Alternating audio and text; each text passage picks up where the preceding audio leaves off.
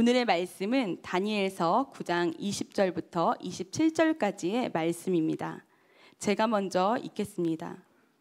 내가 이같이 말하여 기도하며 내 죄와 내 백성 이스라엘의 죄를 자복하고 내 하나님의 거룩한 산을 위하여 내 하나님 여호와 앞에 간구할 때 곧 내가 기도할 때에 이전에 환상 중에 본 그 사람 가브리엘이 빨리 날아서 저녁 제사를 드릴 때쯤에 내게 이르더니 내게 가르치며 내게 말하여 이르되 다니엘아 내가 이제 내게 지혜와 총명을 주려고 왔느니라.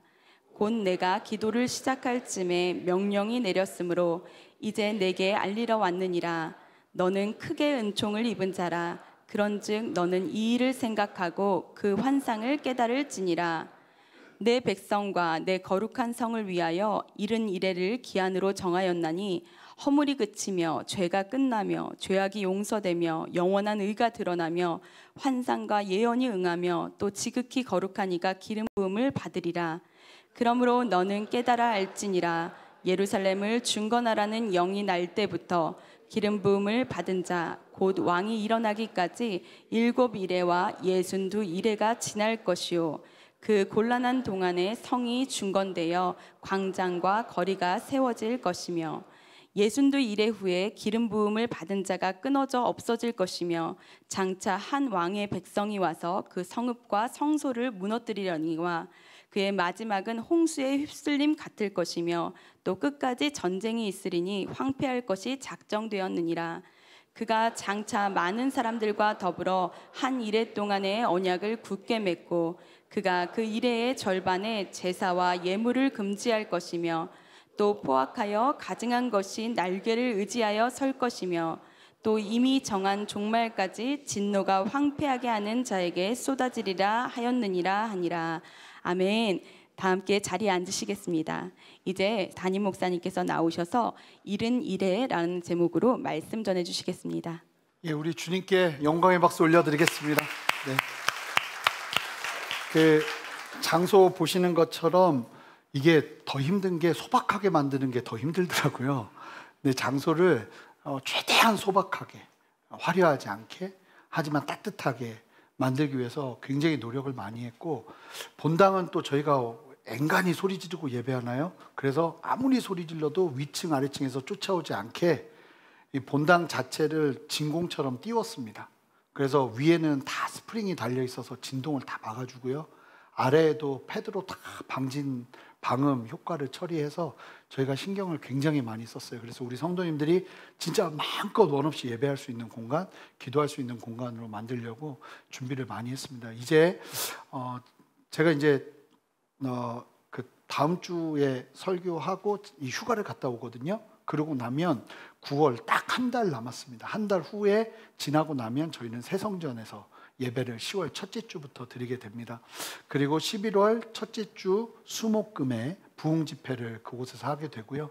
강사님을 다 너무 귀한 분들로 섭외를 해놨습니다. 그리고 저희가 주일에 헌당 예배를 드리게 됩니다. 그러니까 저희가 이제 얼마 남지 않았어요. 그래서 각 부서들도, 각 기관들도 함께 예배를 좀 드릴 수 있는, 아이들과 어떻게 예배해야 될지 준비를 시작해야 될 시점이 아닌가 싶습니다. 그래서 성도님들 많이 기도해 주시고, 그리고 지금 또 많이 진행이 됐습니다. 지금 보시는 장소가 제가 이야기했던 곳이 본당인데요, 본당도 또 많이 진행이 됐습니다. 그래서 예배가 아주 편안하게 마음껏 드려질 수 있는, 하나님을 은혜를 담는 영광의 그릇이 되면 좋겠습니다. 그럴 수 있도록 여러분들 많이 기도해 주시고 중보해 주시면 감사하겠습니다. 예, 우리 여러분 서로에게 좀 격려하면서 하나님이 우리와 함께 하십니다 고백할까요? 하나님이 우리와 함께 하십니다. 예. 기도하고 말씀 전하겠습니다. 하나님, 오늘 우리에게 주시는 주님의 마음을 온전히 깨달아 71회 이 놀라운 아버지의 비밀을 깨달으며 아버지 안에서 온전하게 자유함을 누리고 이 땅을 살아가고 싶습니다. 영원할 것처럼 보이는 이 세상에 끝이 있음을 깨닫게 하시고 하나님의 마음 가지고 온전히 서는 은혜를 우리 모두에게 허락하여 주시옵소서. 감사드리며 예수 그리스도 이름으로 기도합니다. 아멘. 오늘 본문은요, 이 성경에 난제가 여러 군데가 있어요. 몇몇 군데가 있는데 난제, 그러니까 해석이 너무 복잡한 거예요. 그래서 어떻게 해석해야 정말 맞는가. 그리고 오늘 본문만 해도 이제 대표적으로 4가지의 해석이 다 달라요. 그러면 어떻게 이 본문을 해석해야 되는가? 오늘 본문이 그 난제 중에 하나거든요. 근데 지금까지 우리가 봐왔던 이 다니엘서를 기반으로, 그리고 해석했던 그 관점을 기반으로 제가 볼 때는 가장 성경적이고, 그리고 다른 성경의 구절들과 비교했을 때 문제가 없다 하는 그 해석을 취했고, 그리고 그 해석으로 여러분들과 은혜를 나눌 텐데, 숫자 얘기가 계속 나옵니다. 그래서 수에 약한 분들은 시험에 들지 마시고 정신을 똑바로 차리셔야 됩니다. 그리고 계속 그 숫자를 따라가면서 하나님의 계획을 함께 보는 은혜를 누리면 좋겠습니다. 정말 놀라워요. 저는 제가 일부 예배 때도 말씀을 드렸지만, 신학교에서는 다니엘서 한 권을 가지고 한 과목으로 반드시 배워야 되는 게 아닌가. 이 다니엘서를 제대로 해석을 하고 온전히 바라보면 신약을 보는 눈이 달라지고 또 세상을 보는 눈이 달라지기 때문에, 저는 보니까 이 다니엘서를 제대로 해석하고 온전하게 그 은혜를 누리면 목회의 방향성도 분명해질 거라고 믿습니다. 그래서 참 이게 중요한 말씀이구나 하는 걸 다시 한번 느꼈어요. 그래서 이제 말씀을 나눌 텐데, 여러분 정신 잠깐 놓으면 여긴 어디고 나는 누구고 막 이렇게 됩니다. 그러니까 우리 옆에 분에게 우리 정신 똑바로 차리고 말씀 들읍시다 이렇게 고백할게요. 예. 예. 때로는 그냥 가만히 있어도 은혜가 되는 말씀이 있지만, 때로는 정신을 똑바로 차려야 은혜가 되는 말씀이 있습니다. 때로는 그냥 읽으면 은혜가 되는 말씀이 있지만, 때로는 누군가가 도와주지 않으면 제대로 해석할 수 없는 말씀이 있습니다. 오늘 말씀이 그런 말씀이에요. 그래서 여러분 함께 보시면서, 이게 이단들이 이런 거 가지고 이상한 해석을 해버리거든요. 그래서 여러분 건강한 해석을 함께 바라보면서 믿음의 시선을 가지고 이 일은 이래라는 의미를 깨닫고 나가는 은혜가 있으면 좋겠습니다. 우리는 9장 처음을 보면서 아주 상징적인 장면을 보았죠. 어떤 장면입니까? 이 다니엘이 예레미야의 말씀을 대하다가, 하나님의 말씀 예레미야서를 대하다가 너무나 큰 충격을 받은 거예요. 어떤 충격을 받았죠? 잘 계산해 보니까 자기가 포로로 끌려오던 그 해에 예레미야 선지자를 통해서 하나님이 무엇을 말씀하셨는가? 이스라엘은 이제 남유다는 무너지고 있었어요. 포로로 끌려가고 있었어요. 그런데 그때 하나님은 예레미야 입을 통해서 70년 후에 너희들은 돌아오게 될 것이다 하는 하나님의 계획을 본 거예요. 그러자 예레미야는 너무나 큰 충격을 받습니다. 이제 68년이 지났거든요. 이제 그 70년이 얼마 남지 않은 시점에 있었던 예레미야가 그 하나님 앞에서 하나님의 뜻을 보기 시작하면서, 하나님이 남유다를 버리신 게 아니었구나. 남유다가 망한 게 아니었구나. 연단 가운데 들어간 것이었구나. 하나님은 남유다를 일으키시겠구나. 여러분, 하나님은 하나님의 백성들을 절대로 포기하지 않으세요. 고쳐서 쓰십니다. 고쳐 쓰임받지 않는 은혜가 있기를 바랍니다. 하여간 너덜너덜해져도 고쳐서 쓰세요. 하나님은 그 빈티지의 왕이세요. 진짜로. 그러니까 고쳐서 끝까지 쓰시는 분이 하나님이세요. 포기 안 하세요. 여러분들, 저는 성도의 견인을 믿어요. 예수 그리스도를 믿는 정말 구원받은 사람은 어떤 상황에서도 끝까지 그 신앙 지켜요. 하나님은 포기하지 않으시기 때문에. 그게 남유다를 향한 하나님의 계획 속에서도 그대로 담겨요. 70년 후에 생환을 바라보면서 이 예레미야가 이제 그 일이 이루어지는 시점에서 하나님 앞에 간절히 중보하면서 기도하기 시작합니다. 얼마나 간절히 기도했는지를 우리는 더 보게 될 텐데, 20절 말씀을 한 목소리로 읽겠습니다. 함께 읽습니다. 시작. 내가 이같이 말하여 기도하며 내 죄와 내 백성 이스라엘의 죄를 자복하고 내 하나님의 거룩한 산을 위하여 내 하나님 여호와 앞에 간구할 때, 다니엘이 어떻게 기도했는지를 말해주고 있는데요. 다니엘은 참 아침, 점심, 저녁으로 기도하는 사람이고, 아시는 것처럼 사자굴 사건이 지나고 난 다음이라고 말씀했잖아요. 신앙을 위해서 목숨을 거는 사람이에요. 이런 사람은 그렇게 큰 죄를 짓고 살지 않을 가능성이 커요. 그런데 민족을 위한 회개를 하다 보니까 누구의 죄가 가장 커 보였을까요? 내 죄가 커 보이기 시작하는 거예요. 여러분, 이게 성도의 모습인 줄 믿습니다. 그러니까 누구보다도 자기의 죄악을 먼저 회개해요. 저는 조언이라는 단어를 정말 좋아하거든요. 좋은 사람이면 저가 할 수 있는 제일 좋은 칭찬이에요. 뭐 더 좋은 사람 이건 말이 안 되잖아요. 진짜 좋은 사람 그냥 좋다고 말하는 게 진짜 좋은 거예요. 그래서 전 교회 이름도 좋은 교회로 하고 싶었는데 한국에 좋은 교회가 너무 많더라고요. 아시죠? 그래서 제대로 된 교회 하려고 그랬다가 한국 교회의 지탄을 받을 것 같아서 기도하다 순전한 교회가 나왔다는 아름다운 얘기가 있습니다. 근데 하나님 앞에 먼저 막 회개하는 거죠. 그러면서 얼마나 이 사람이 믿음으로 신실했는지, 어떻게 기도하는지가 보이는데, 자기의 죄와 백성 이스라엘의 죄를 자복하고 하나님 앞에 기도하는 목적이 있었어요. 여러분, 회개기도 왜 하세요? 하나님 앞에 막 간절할 때 막 회개기도 먼저 하잖아요. 하나님, 내 죄를 용서해 주시고 내가 바라고 소망하는 걸 들어주세요. 그러면 그 바라고 소망하는 게 보통 뭐예요? 보통은 나의 문제일 때가 많아요. 근데 이게 너무 충격적이고 도전이 되는 건, 다니엘은 그렇게 간절하게 기도, 좀 이따 이제 21절을 볼 텐데 얼마나 간절하게 기도했는지를 볼 거예요. 그렇게 간절하게 기도하는데, 기도하는 이유가 내 하나님의 거룩한 산을 위하여, 하나님의 영광을 위하여, 예루살렘의 회복을 위하여 기도하기 시작했다는 거죠. 물론 내 안위를 위해서 기도해도 하나님은 우리를 기쁘게 받으세요. 근데 하나님 입장에서 어떠시겠어요?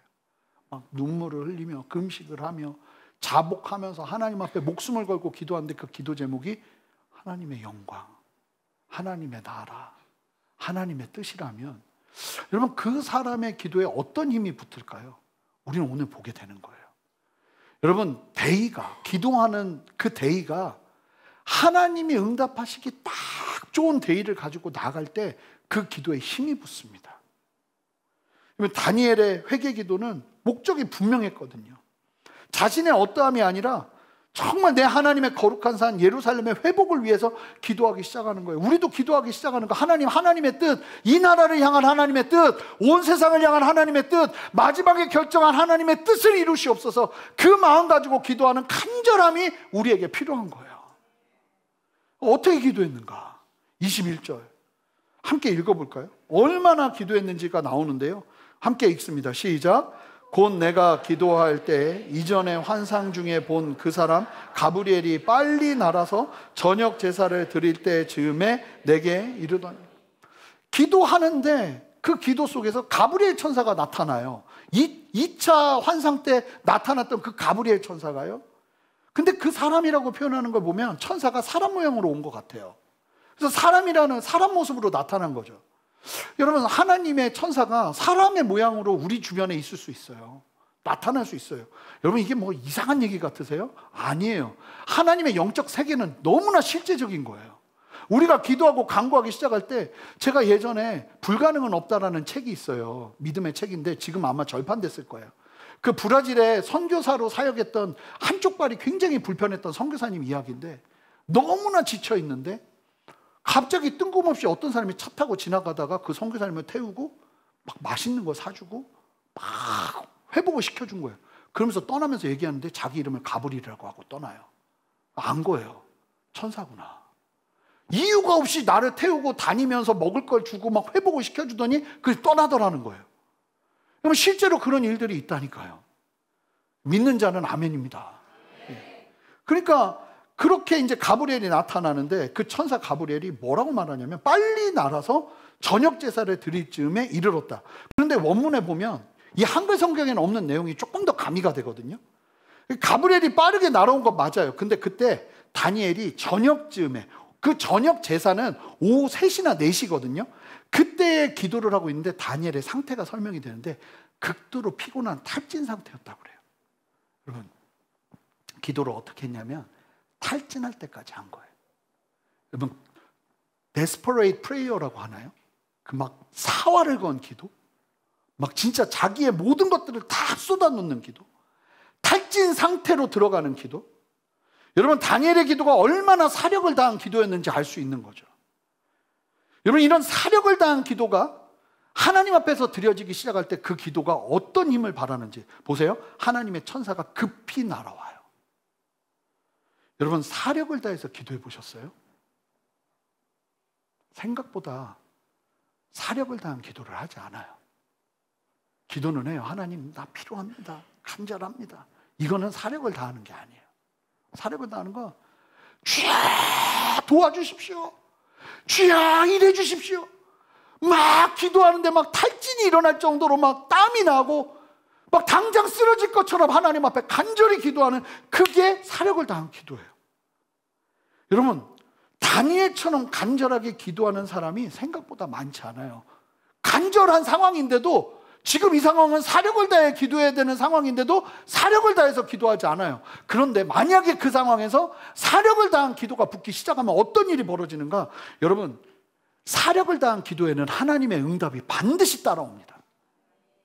여러분, 사력을 다해서 기도해 보세요. 하나님 앞에 정말 어떻게 보면 기간을 정하고 목숨을 다해서 사력을 다해서 기도해 보세요. 생명을 걸고 기도해 보세요. 그러면 그 기도 속에서 하나님이 얼마나 놀라운 일들을 행하시나. 저는요, 제가 개척하고서 제일 잘한 게 뭐라고 생각하는지 아세요? 21일 금식 기도한 거예요. 물만 마셨거든요. 소금도 안 먹었어요. 21일 금식을 하는데 너무 잘했다는 생각이 들어요. 그때 그 사력을 다하는 기도, 하나님, 저는 그때 뭐가 필요해서 기도한 게 아니었거든요. 근데 그 기도의 응답이 얼마나 놀라운지를 저는 목회하면서 너무 많이 보는 거예요. 사력을 다해보는 사람들은 알아요. 하나님이 얼마나 놀랍게 역사하시는지. 필요하면 사력을 다해서 기도하는 거예요. 다니엘은 탈진이 될 정도로 기도하고 있는데 그 상황에서 천사가 나타나서 다니엘을 터치하기 시작하는 겁니다. 그러면서 22절 보세요. 내게 가르침에, 이 가르친다는 게 뭐냐면 깨우친다는 거예요. 다니엘이 그렇게 신실한 사람이었음에도 불구하고 하늘의 천사가 오니까 이 사람을 깨우쳐야 될 영역이 있는 거예요. 다니엘을 깨웁니다. 깨웁니다. 잠자고 있었던 영역들을 막 깨웁니다. 그리고 나서 뭐라고 말하냐면, 다니엘아, 내가 이제 너에게 지혜와 총명을 주려고 왔다 그래요. 여기서 지혜와 총명, 특별히 총명은 통찰력이에요. 이해력을 주는 힘이에요. 지금 그렇게 기도하고 나니까 다니엘은 지금 어떤 기도죠? 잘 보셔야 돼요. 다니엘은 지금 어떤 기도하고 있냐면 70년 후, 이제 70년 다 됐으니까 이스라엘을 위해서 기도하고 있는데 하나님께서 주시는 지혜와 통찰력은 그것을 뛰어넘는 거예요. 나는 조그마한 문제 가지고 기도하기 시작했는데 그걸 간절히 기도하기 시작하니까 하나님이 여기에다 지혜를 주시기 시작하는데 이거를 보던 눈이 다른 쪽으로 커지기 시작하는 거예요. 그런 일이 벌어지는 거죠. 그러면서 22절을 보세요. 이거는 같이 읽어야 돼요. 또박또박 정확하게 보시면서 함께 읽습니다. 읽습니다. 시작.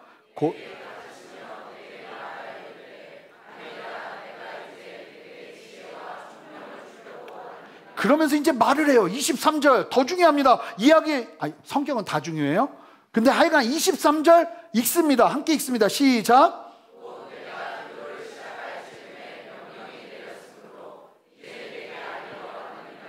너는 크게 은총을 입은 자라.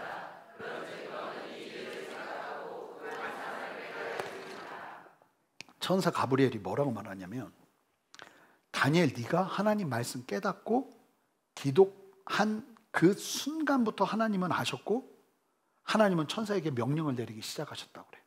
그러면서 가브리엘이 다니엘에게 너는 크게 은총을 입었다고 그래요. 너는 은혜를 많이 입었다. 여러분, 은총은 누가 입는 거냐? 말씀을 깨닫고 기도하는 사람이 누리는 거예요. 하나님 앞에 기도하는 사람이 은총을 누리는 거예요. 다른 거가 아니에요. 말씀을 듣고 기도하기 시작할 때 그 사람에게 임하는 은총이 있다는 거예요. 그럼 그 은총은 무엇인가? 이어지는 후반부를 보세요. 너는 이 일을 생각하고 그 환상을 깨달을지니라. 자, 이 부분은 이제 조금 더 볼 텐데, 여기서 먼저 한 가지 기억해야 될 사실이 뭐냐면, 다니엘이 하나님 앞에 말씀 속에서 깨닫고 기도해야겠다고 결정하면서 혼신의 힘을 다해서 기도한 순간, 그 시작점에 하나님은 바로 들으시고 움직이기 시작하셨다는 거예요. 그런데 우리가 기억해야 되는 게 뭐냐면 시차가 있어요. 응답의 시차가 있다는 거예요. 하나님은 움직이기 시작하셨어도 나는 몰라요. 한참을 기도하고 탈진이 되는 상황이 되니까 천사가 와서 얘기를 하는데 뭐라 그러냐면, 너 기도하는 그 순간부터 하나님이 나 부르셨어. 그래서 여기까지 온 거야. 다니엘은 깜짝 놀라는 거죠. 왜 놀래요? 아, 내가 기도하는 순간 하늘은 움직이기 시작하는구나. 여러분, 하늘은 언제 움직일까요? 여러분이 기도하기 시작하는 순간부터 움직이는 줄 믿습니다. 그러나 시차가 있다는 거예요. 시차가 있다는 거예요. 하나님은 우리가 기도하는 순간 간절한 기도가 일어난다면, 하나님의 감동 속에서, 말씀 속에서 기억하면서 간절한 기도가 일어난다면 하나님은 듣고 계시고 응답은 시작됩니다. 그 응답을 볼 수 있도록 하나님 나에게 길을 열어주십시오. 더 믿음의 고백은요, 뭔지 아세요? 하나님 이미 응답하셨는데 그 응답을 내가 보기를 원합니다. 믿음의 고백을 하시는 거예요.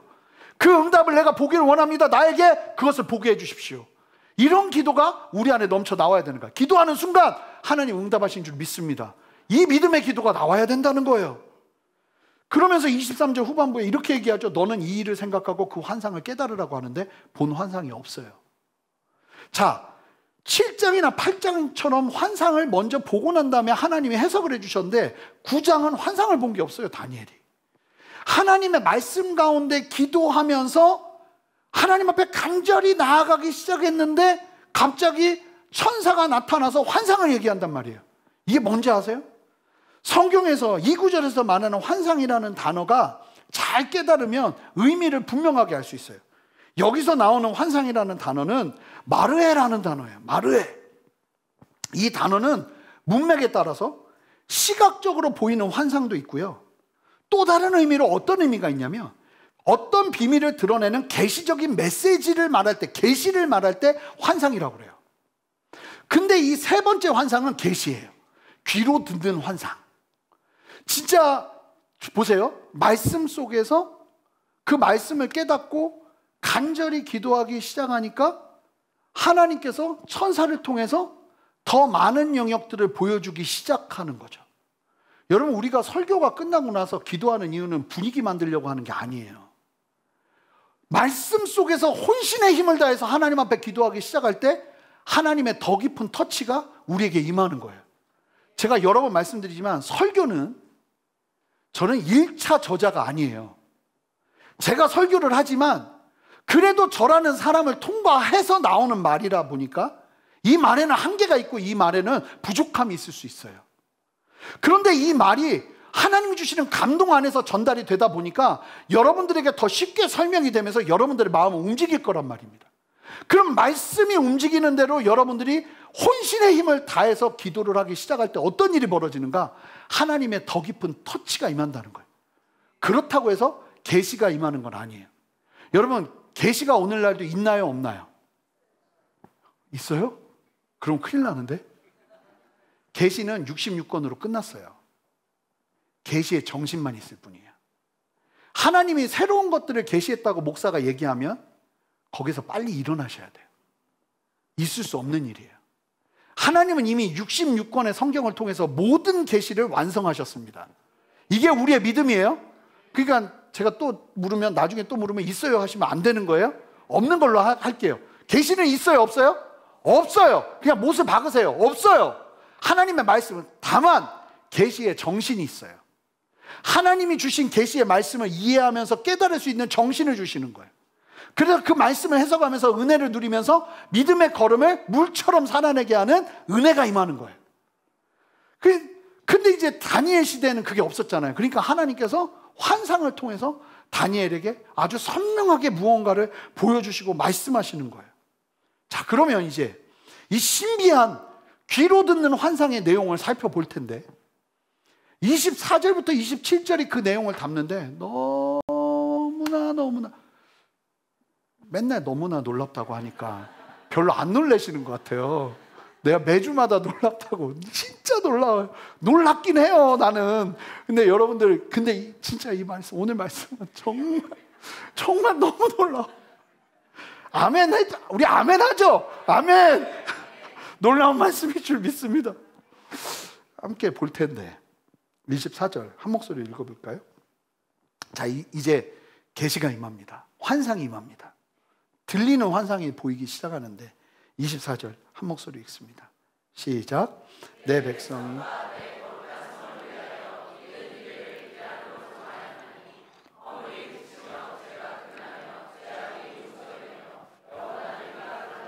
환상과 예언이 응하며 또 지극히 거룩hin 이가 기름 부음을 받아. 무슨 말씀인지 모르시겠죠?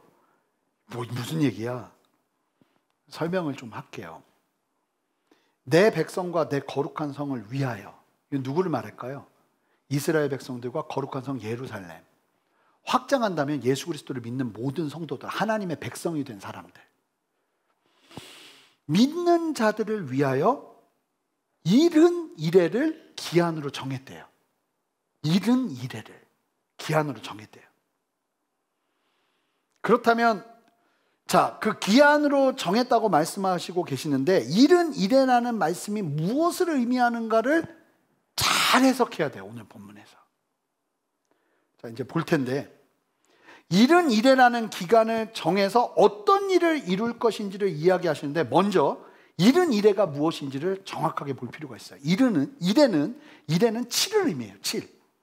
이레는 7이거든요. 근데 이게 7일이나 7개월은 아니에요. 기간을 얘기하는 건데 이 말씀 안에서 보면 분명히 이거는 이의가 없어요. 모든 사람이 똑같이 해석을 하는데 7년을 의미하는 거예요. 그러니까 여러분 이 숫자가 다니엘서에서 나오는 숫자는 상징적인 숫자가 아니에요.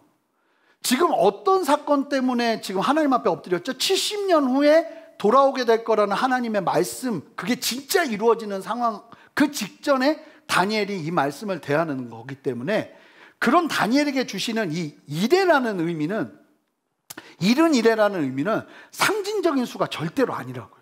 실제적인 수를 의미하는 거예요. 그러면 이른 이레라는 건 무엇을 말하는가? 이른은 뭐예요? 70이죠. 이레는 뭐예요? 7년이에요. 그러니까 표를 보여주시면 이른 이레는 70에 7년을 곱한 거예요. 그럼 몇 년이 되는 거예요? 490년이 되는 거예요. 자, 그러니까 말씀이 어떤 말씀이냐면 주의 백성들을 위해서 하나님께서 490년이라는 기한을 정하셨다는 거예요. 그리고 이 490년이라는 기한 안에 하나님이 무엇을 행할 것인가를 우리가 지금 본 24절에서 설명을 하는데 24절을 다시 띄워주세요.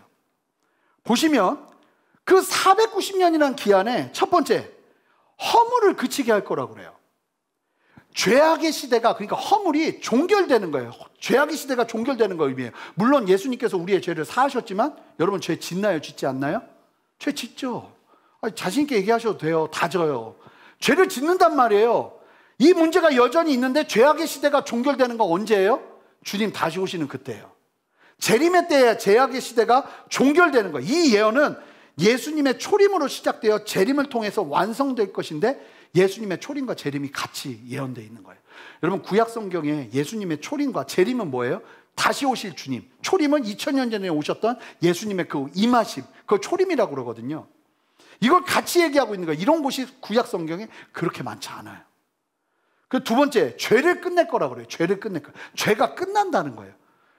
요한복음에 보면 불못의 마지막에 주님의 심판 후에 어떤 일이 벌어지냐면 이 죄악된 사람들이 그 불못에 던져지고 뿐만 아니라 예수 믿지 않았던 사람들, 불신자들이 불못에 던져지고 죽음과 사망과 이와 같이 죄가 다 불못에 던져지면서 끝이 나요. 그러니까 죄가 완전히 제거될 것임을 얘기하는 거예요. 이건 재림을 말하는 거예요. 그리고 세 번째, 죄악을 속하며 죄악을 덮는다는 거예요. 이건 언제 일어났죠? 예수님의 초림 때 일어난 거예요. 2000년 전에. 이게 같이 일어나는 거예요. 자, 그러면서 4절 보세요. 영원한 의를 드러내며 71회의 끝에 어떤 일이 일어날 거냐면 영원한 의의 시대가 일어나게 될 거라는 거예요. 그러니까 예수님 오시고 난 다음에 우리가 누리는 영적인 의 말고 진짜 영원한 의가 완전히 드러나는 의의 시대, 주님의 왕국이 선포되는 시기가 반드시 온다는 거예요. 그리고 그 71회가 지나고 나면 환상과 예언을 봉인해요. 왜요? 필요 없어요, 이제. 여러분, 우리 교회의 세 번째 비전이 뭐냐면 영원한 복음을 향해요. 성경에 나오는 영원한 복음은 요한계시록에 나온 말씀인데 영원한 복음의 내용이 뭔지 아세요? 오직 하나님만 경배하라는 거예요.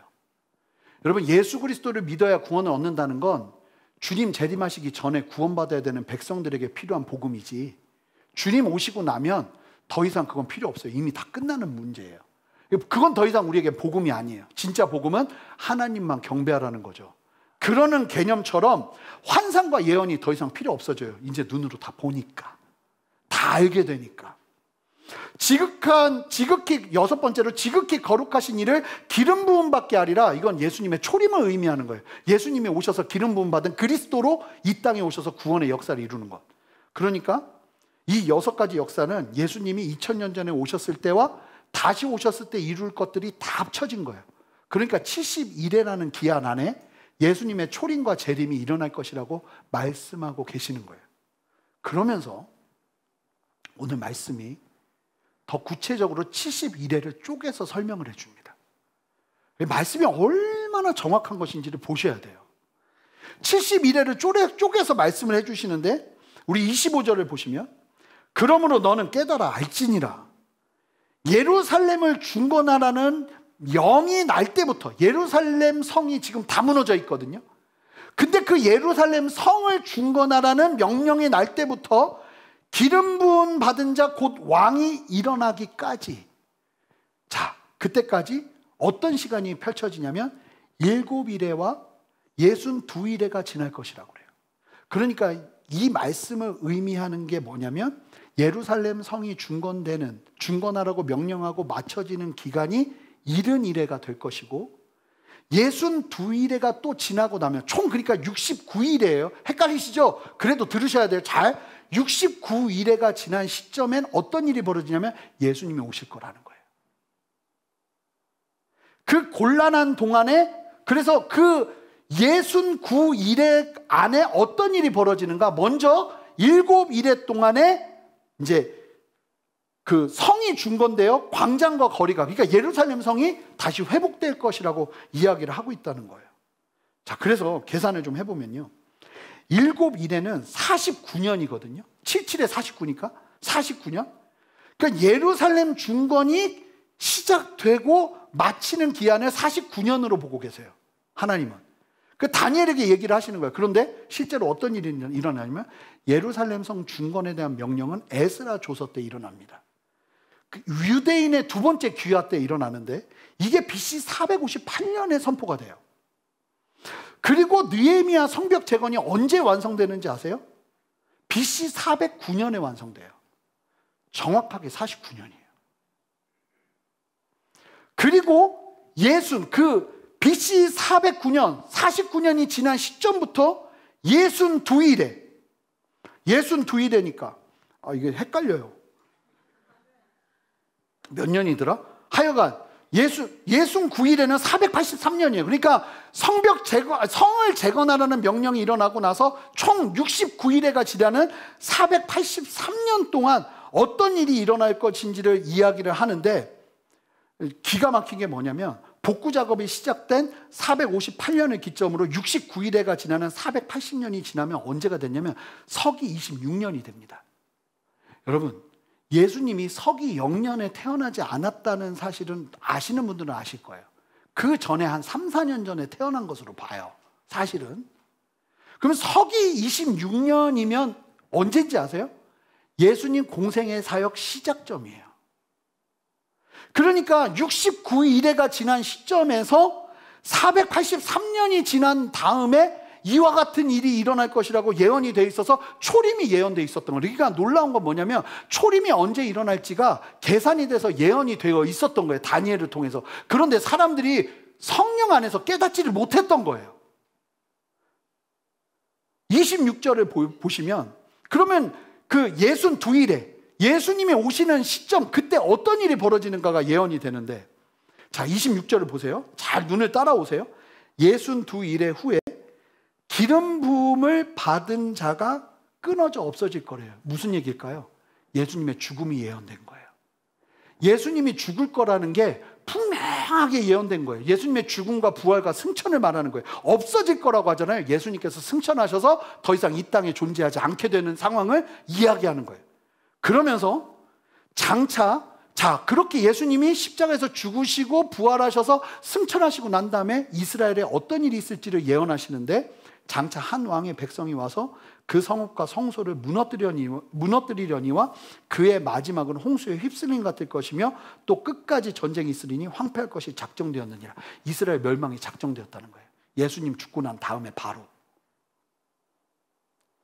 놀라운 사실은 이스라엘이 바벨론에 의해서 무너졌던 것처럼 예수님이 십자가 지시고 돌아가시고 난 다음에 AD 70년에 로마 티투스의 명령에 의해서 예루살렘은 쑥대밭과 불바다가 되어버립니다.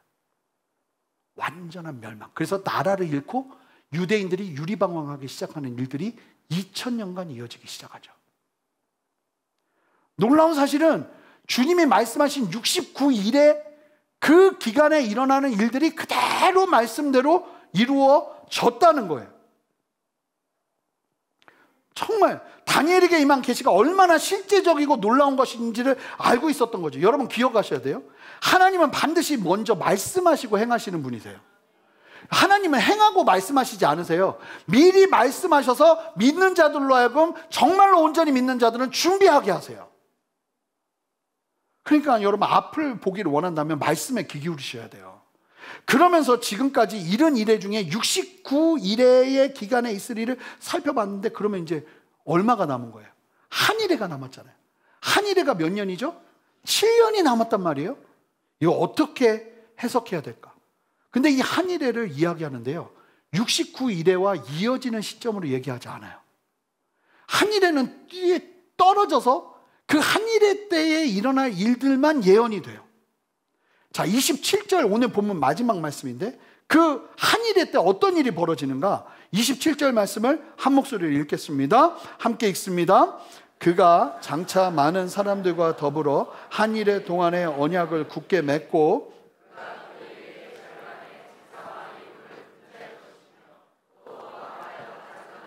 날개를 의지하여 설 것이며 또 이미 정한 종말의 진노가 황폐하는 자에게 쏟아지리라 하였느니라 하니라. 이제 한 일에 7년 동안에 있을 내용이 담기는데 69일에가 예수님의 초림으로 마무리가 되고 마지막 한 일에는 예수님의 재림 직전에 있을 7년의 일들이 예언된 말씀이에요. 본문을 보시면 69일에와 마지막 한 일회가 시기적으로 연결되어 있지 않아요. 70일에는 예수님의 재림으로 끝나는 거예요. 그러므로 마지막 한 일의 7년은 주님의 재림 직전에 있는 7년을 의미하는 거예요. 그러니까 만약에 이 한 일회를 제대로 이해하면 주님 오실 날이 얼마 남지 않았다는 거 알고 이를 꽉 깨물고 견디고 참으며 믿음으로 나아가는 일들이 일어나게 되는 거예요. 적어도 우리 순전한 교회 성도님들은 이 마지막 한 일에 대한 분명한 이해를 갖고 이 땅을 살아가는 은혜가 있어야 될 줄 믿습니다. 왜냐하면 얼마 남지 않아 보이기 때문에 그래요. 70일에는. 그래서 우리가 어떻게 이해하면 되냐면, 여러분 우리가 어떤 시대를 살고 있나요? 지금 이미와 아직의 시대를 살고 있다고 제가 많이 강조했죠. 이미는 뭐예요? 이미 예수님이 2000년 전에 오셨지만 아직 재림하지는 않으셨어요. 그때까지의 시간을, 재림하실 때까지의 시간을 이미와 아직 사이라고 얘기했어요. 성경은, 신약 성경은 이 기간을 또 다른 의미로 뭐라고 말하냐면 말세라고 얘기해요.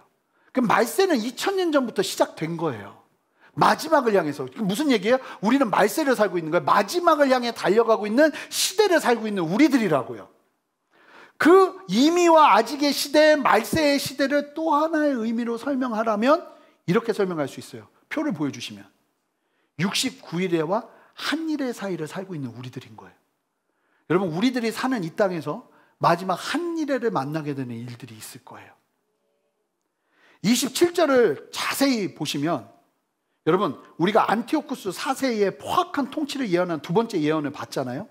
이 안티오쿠스 4세는 누구를 상징하는 거냐면 적그리스도를 상징하는 거라고 했잖아요.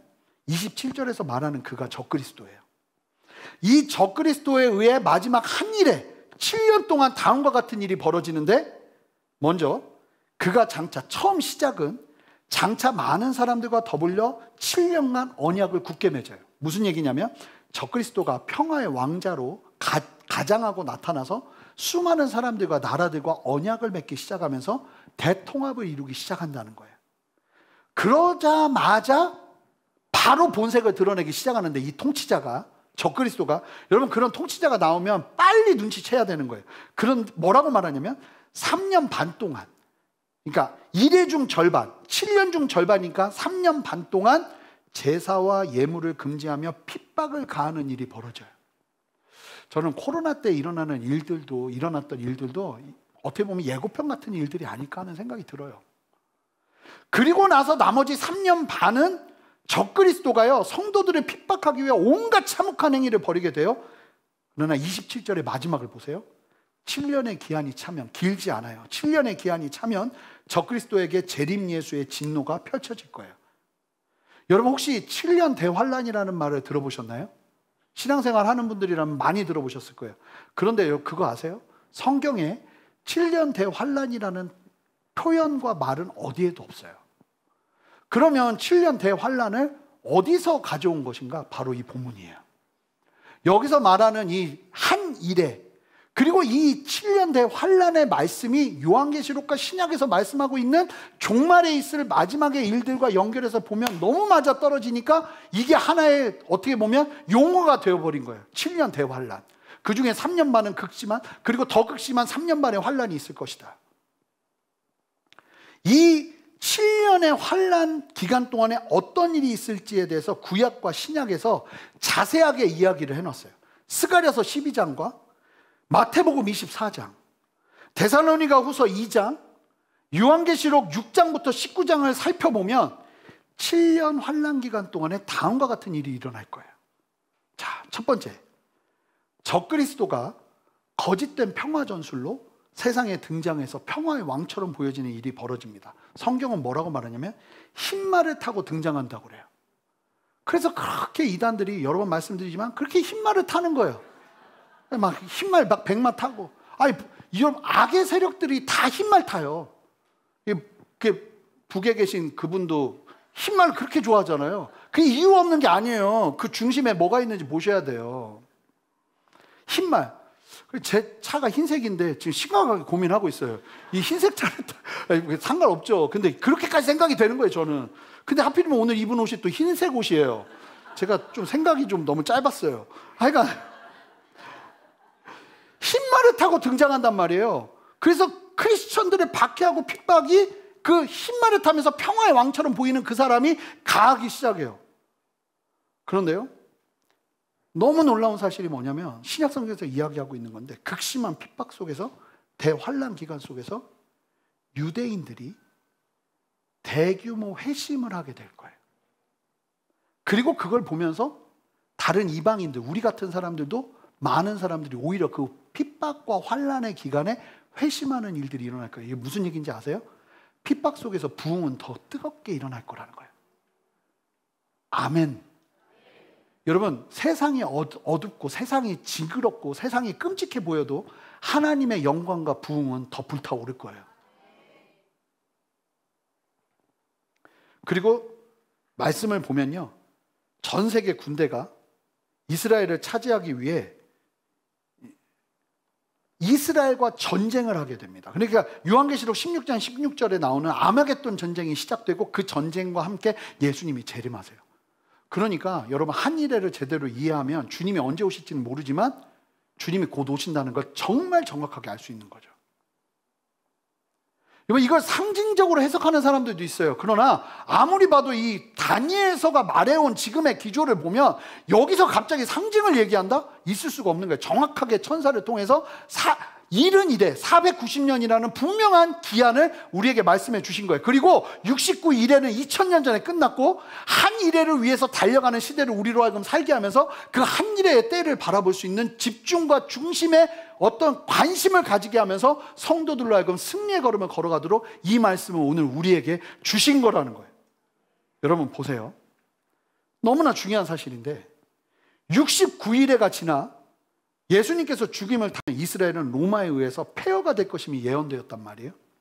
그런데 다니엘서 12장에서도 보겠지만 마지막 종말의 때에 이스라엘이 다시 존재해요. 나라가 없어지는데 이스라엘이 존재해요. 신약 성경에서도 종말에 이스라엘이 대환란 속에서 전 세계적인 박해를 받게 될 거라고 얘기를 하거든요. 그 과정에서 회심하는 유대인들이 일어날 거라고 말하는데, 그러려면 이스라엘이 국가를 가지고 있어야 돼요. 근데 이스라엘은 여러분 200년 전만 해도 300년 전만 해도 그래서 이 말씀을 다 상징적으로 해석했어요. 왜냐하면 그러려면 이스라엘이 있어야 되는데 이스라엘은 지금 유리방황하고 있거든요. 여러분 2000년 전에 AD 70년에 이스라엘이 나라를 잃고 나서 얼마나 고생했는지 아세요? 하나님의 아들을 죽인 민족이라고 해가지고 그 캐톨릭 신자들뿐만 아니라 많은 사람들한테 극심한 핍박을 당합니다. 이 사람들이 먹고 살 길이 없었어요. 그래가지고 이 사람들이 먹고 살기 위해서 했던 게 뭐냐면 무역업이었는데 무역업을 너무 잘하는 거예요, 이 사람들이. 아니 뭐 했다가 하면 잘해요. 더 무서운 게 한국 사람인 거 아세요? 미국의 그 뷰티 서플라이라고 그 흑인들 막 제품 파는 거, 그거 유대인들이 하던 장사였어요. 근데 그 장사를 하는 걸 보고 유대인들을 다 잡아먹은 사람들이 한국 사람들이에요. 하여간 그 유대인들이 그 무역업을 너무 잘하니까 무역업을 뺏어버렸거든요. 그게 먹고 살 길이 없는 거예요. 그랬더니 뭘로 먹고 살았는지 아세요? 고리대금으로 먹고 살아요. 그러니까 이 사람들이 그러면서 연명하던 사람들이니까 이 말씀을 상징적으로 해석할 수밖에 없었던 거예요, 그 당시 사람들은. 그런데 여러분, 어떤 일이 이 말씀이 이루어지려면 이스라엘이 나라가 돼야 되거든요. 기절할 일이 벌어진 거예요. 1948년에 이스라엘이 나라를 잃어버린 거예요. 여러분, 계속 전쟁을 보면 이스라엘 대 여러 나라들이에요. 이게 왜 일어나는지 아셔야 돼요. 이건 예고편이에요. 이렇게 계속 이스라엘은 미움을 받을 거예요. 아무 일 없이 일어나는 일이 아니라는 거예요. 나라가 재건되는 걸 보면서 많은 사람들이 엄청나게 이 말씀을 제대로 이해하고 해석하는 사람들은 흥분하기 시작했고, 하나님의 때가 얼마 남지 않았다는 것을 보기 시작했어요. 주님이 언제 오실지를 안다고 얘기하면 그건 이단이죠. 그러나 적어도 예수 믿는 우리가 이 말씀 안에서 이른 이래를 온전히 해석한다면 적어도 우리는 이 마지막 세대의 끝머리에 와 있다는 건 알 수 있어요. 이제 10장, 11장, 12장을 보실 텐데 마지막 이 한 이래에 일어날 그 시대상이 다니엘에게 네 번째 환상으로 임하거든요. 딱 지금이에요. 딱 이때예요. 이제 보시게 될 거예요. 100년 전 사람들은 그 말씀을 이해할 수가 없었어요. 근데 지금 우리는 그걸 이해할 수 있는 문명과 어떻게 보면 유익을 누리면서 이 땅을 살고 있거든요.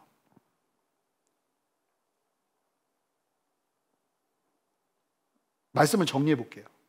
다니엘이 70년의 기한이 차서 예루살렘으로 돌아가게 될 것이라고 말한 예레미야서를 통해서 그 말씀을 깨닫자 그 말을 위해서 사력을 다해 기도했어요. 오늘도 사력을 다해 기도해야 될 줄 믿습니다. 말씀을 듣고 하나님께서 천사 가브리엘을 보내셔서 다니엘에게 무엇을 보게 하시나요? 여러분, 말씀드렸지만 70년이라는 그 안에 묶이지 않고 하나님의 더 큰 계획, 세상의 마지막까지 다 보여주시고 말씀하시는 거예요. 그러니까 기도하는 자는 하나님 안에서 시각이 넓어져요. 그래서 저는 어떤 면에서는 기도를 정말 열심히 하는데 시각이 편협해지면 그분의 기도 생활을 좀 주부하게 돼요. 사실은 기도를 정말 제대로 한다면 시각이 더 넓어질 수밖에 없어요. 하나님이 주시는 은혜 안에서 보는 것들이 많아질 수밖에 없어요. 세상을 계속 이렇게 보면서 막 기도한다고 하면 사실은 좀 중보가 필요한 거예요. 그거는 제대로 된 기도는요, 우리의 시각을 계속 건강하게 넓힙니다. 어느 한 곳만 보고 이 나라의 지금의 어떠함에 막 갇혀있지 않게 한다는 거예요. 하나님의 크심을 보면서 지금 일어나는 일들뿐만 아니라 결국엔 일어날 하나님의 완성된 그날을 바라보면서 이 땅을 살아가게 하는 은혜가 반드시 있다는 거예요. 이른 이래의 기한을 정해두시고 하나님께서 하시는 일을 보세요. 이스라엘을 바벨론에서 예루살렘으로 돌려보내셔서 회복시키신 후에 69일의 기간이 지나 예수 그리스도를 이 땅에 보내실 것이고 그것이 이루어진 걸 우리는 눈으로 봤어요. 그리고 이제 우리가 볼 것은 마지막 한 일이에요. 사악한 통치자가 일어나 하나님의 백성들을 박해하나 그 악행은 지속되지 않습니다. 7년이라는 시간을 참고 견뎌야 하는 것입니다. 그리고 그 일들 이후에 예수님께서 다시 오셔서 위대한 성취를 하실 텐데 허물이 그치고, 여러분 지금부터 제가 뭘 말하면 아멘하고 외치세요. 허물이 그치고 아멘. 죄가 끝나며 아멘. 죄악이 용서되며 아멘. 영원한 의가 드러나며 아멘. 환상과 예언이 응하며 아멘. 지극히 거룩한 이가 기름 부음을 받는 역사가 일어나는 거예요. 아멘. 그래서 여러분, 하나님의 응답은 다니엘이 기도한 것보다 더 크고 넓었어요. 제가 말씀드리잖아요. 믿는 자들은 멀리 봐야 돼요. 더 많은 것들을 봐야 돼요. 그리고 하나님은 이른 이래의 기한을 두고 세상을 이끄세요. 우리가 이른 이래의 기한에 대한 말씀의 계시를 성령 안에서 온전히 깨달아 다니엘처럼 준비된 삶을 살아가야 될 줄 믿습니다. 지금 여러분들의 인생 앞에 어떤 문제들이 있죠. 그 문제들도 중요해요. 하나님이 고쳐주셔야 되고 해결해 주셔야 돼요. 그러나 우리 안에 또 하나, 이른 이래의 기한을 깨닫고 하나님이 다시 오실 그날을 바라보면서 믿음으로 이 땅을 살아내는 성도의 걸음도 반드시 필요하다는 거예요. 그렇게 함께 서시는 저와 여러분 되시기를 주님의 이름으로 축복합니다. 우리 다 같이 일어서시겠습니다. 우리 오늘 이 말씀 가지고 기도할 텐데, 다니엘이 혼신의 힘을 다해 기도한 것처럼 우리가 기도할 때 하나님의 깊은 만지심과 새로운 부으심과 새로운 역사하심이 일어날 줄 믿습니다. 우리 주님 앞에 간절히 기대하고 소망하면서 우리 함께 찬양하고 기도하며 나가겠습니다. 하나님 앞에 우리 함께 고백합시다. 주여, 이 땅의 황무함을 보시옵소서. 부흥의 물길을 허락하여 주시옵소서. 그 마음 가지고 함께 찬양하기를 원합니다. 함께 고백하겠습니다. 이 땅의 황무함을, 이 땅의 황무함을 보소서. 하늘의 하나님, 긍휼을 베푸시는 주여, 우리의 죄악 용서하소서. 나의 죄악으로 여기고 고백하세요. 이 땅 고쳐 주소서. 이제 우리 모두 하나 되어, 이제 우리 모두 하나 되어 이 땅에 무너진 기초를 다시 쌓을 때 우리 함께 전심으로 고백합니다. 우리의 우상들을 태우시. 우리 함께 선포합시다. 성령의 불 임하소서. 부흥의 불길 타오르게 하소서. 아멘. 진리의 말씀 이 땅 새롭게 하소서. 은혜의 강물 흐르게 하소서. 은혜의 강물 흐르게 하소서.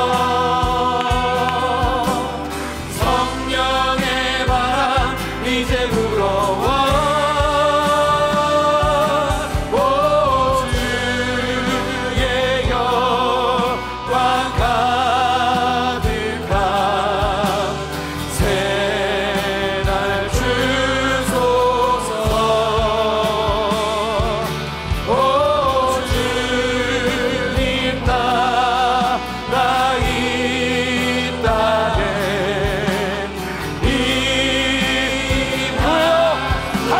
두 손을 높이 들고 주님 앞에 고백합니다. 부흥의 불길 타오르게 하소서. 진리의 강물, 진리의 강물 이 땅 새롭게 하소서. 은혜의 강물, 은혜의 강물 흐르게 하소서. 성령의 바람 이제 불어와. 오 주의 영광 가득한 새날 주소서. 주님 나라, 오 주님 나라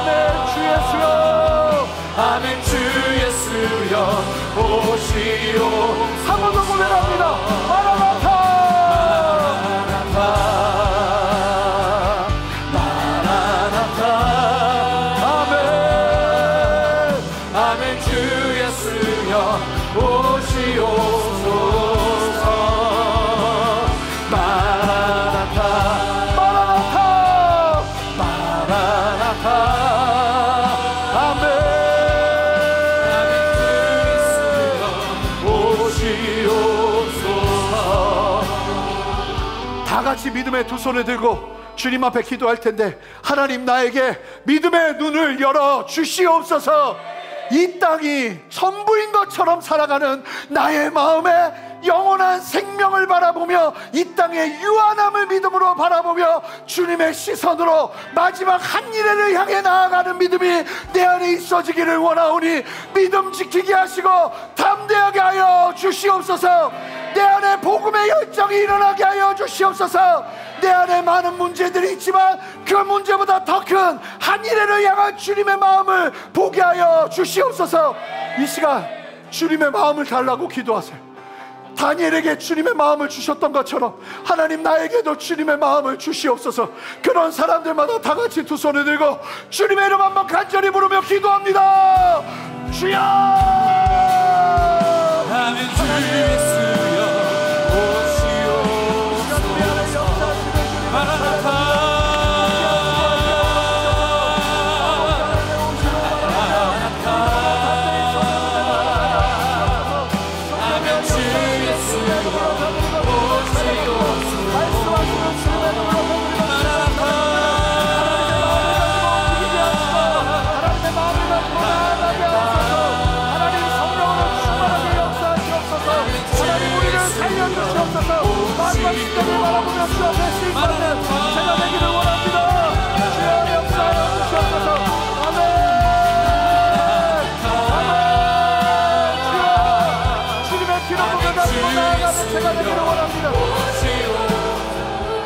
여러분 기억하세요. 다니엘이 하나님의 이 이른 일에 490년의 기한을 보고 그 490년의 마지막을 보고 산 것이 아니라, 그러면 그 일을 위해 내가 해야 될 것이 무엇인지를 보고 고레스 왕을 만나고 이스라엘 백성들이 70년 후에 돌아갈 수 있는 그 길을 예배할 수 있는 걸음을 걸어내면서 하나님의 사명을 감당한 거예요.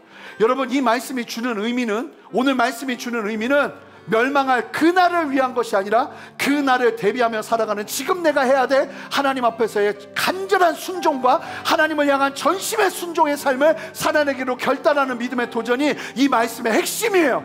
그래서 여러분 복음 전도가 일어나야 돼요.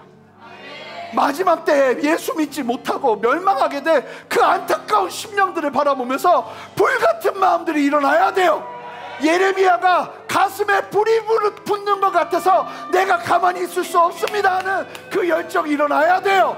하나님 내가 내일이 없는 것처럼 이 땅을 살아내는 순종의 행진이 일어나야 돼요. 그 걸음이 내 안에 일어나기를 원합니다. 주여 나를 사용하여 주시옵소서. 기도합시다. 하나님 정신 차리게 하여 주십시오. 하나님 정신 차리게 하여 주십시오. 나를 깨워주십시오. 하나님 나를 세워주십시오. 아버지의 소망을 부어주시옵소서. 함께 두 손을 들고 주님의 이름 한번 간절히 부르며 기도합니다. 주여 주의 불길 타오르게 하소서. 주님이 진리의 말씀 인당 세우게 하소서. 나의 삶에서 걸어야 되는 그 담대한 걸음을 걸어내는 힘과 능력을 더하여 주시옵소서. 성령이여 강하고 담대하게 하옵소서.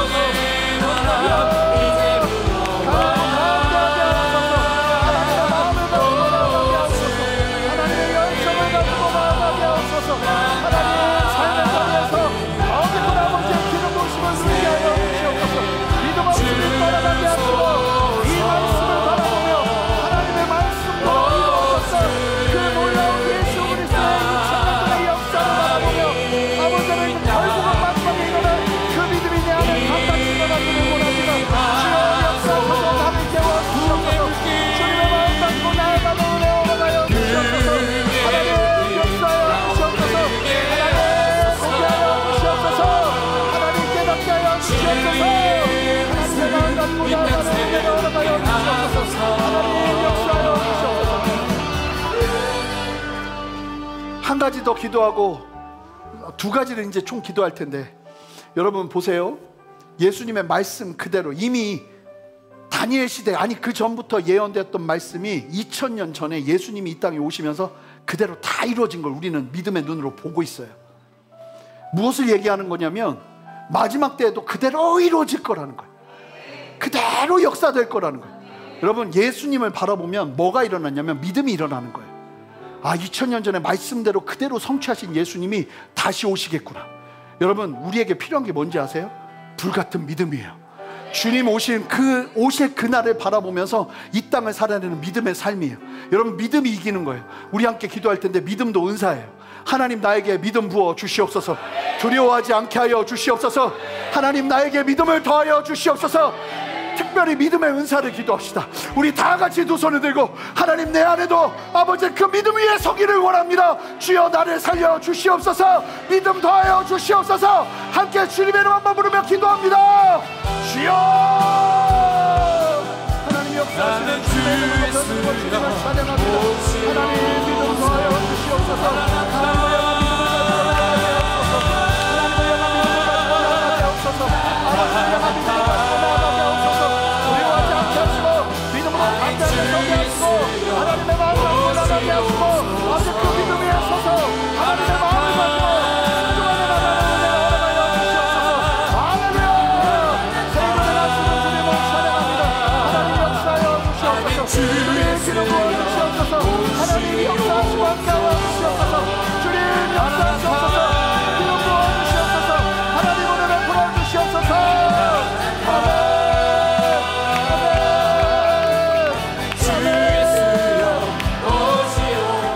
우리 마지막으로 기도할 텐데, 금요일부터 있게 되는 2박 3일의 청년부 수련회를 위해서 기도할 텐데, 여러분, 정말 얼마나 중요한 시간입니까? 이때 배우자를 만나고 이때 인생의 중요한 것들을 결정하게 됩니다. 하나님, 그 청년의 때에 아버지 하나님의 비전과 다니엘과 같은 믿음을 심어주셔서 멀리 바라보며 믿음으로 나아가는 은혜가 이 수련의 기간에 펼쳐지기를 원합니다. 무엇보다도 우리 다음 세대들 위해 하나님 만나 주시옵소서. 하나님 붙잡아 주시옵소서. 우리 청년들, 여기 계신 청년들 손 들어주세요. 여기 계신 청년 세대, 청년부 수련회 안 가더라도 청년들 손 들어주세요. 그리고 손든 청년들에게 여러분 주변에서 손을 얹어주시기 바래요. 손을 얹어주시기 바래요. 이 시간 같이 기도할 텐데, 하나님, 우리 청년 세대들 위해 아닌 분들은 다 같이 믿음의 두 손을 들고 기도하겠습니다. 하나님, 우리 청년들에게 하나님의 놀라운 기름 부음을 더하여 주시옵소서. 하나님의 은혜를 부어 주시옵소서. 하나님을 만나는 세대되게 하여 주시옵소서. 주의 종들도 일어나게 하옵소서. 선교사들도 일어나게 하옵소서. 세상을 바꾸는 다니엘과 같은 행정가들, 정치인들이 일어나게 하옵소서. 나라를 다스리는 교육가들이 일어나게 하옵소서. 함께 주님의 이름 한번 부르며 기도합니다. 주여, 하나님 역사하시는 주님을 찬양합니다. 하나님 기름 부어 주시옵소서. 하나님 다스려 주시옵소서. 하나님 만져 주시옵소서. 하나님의 이름을 보게 하시옵소서. 우리 다음 세대들이 하나님을 경험하게 하시고 하나님의 마음을 누리게 하시고 하나님의 뜻을 누리게 하시고 아버지의 마음으로 감사하게 나가는 은혜와 역사를 허락하여 주시옵소서. 두려워하지 않게 하소서. 하나님의 마음을 가지고 나아가는 은혜를 허락하여 주시옵소서. 하나님 더많은 은혜를 부어주시옵소서. 하나님 역사하여 주시옵소서. 하나님 이끌어 주시옵소서. 하나님의 말씀을 보게 하여 주시옵소서. 하나님을 알게 하여 주시옵소서.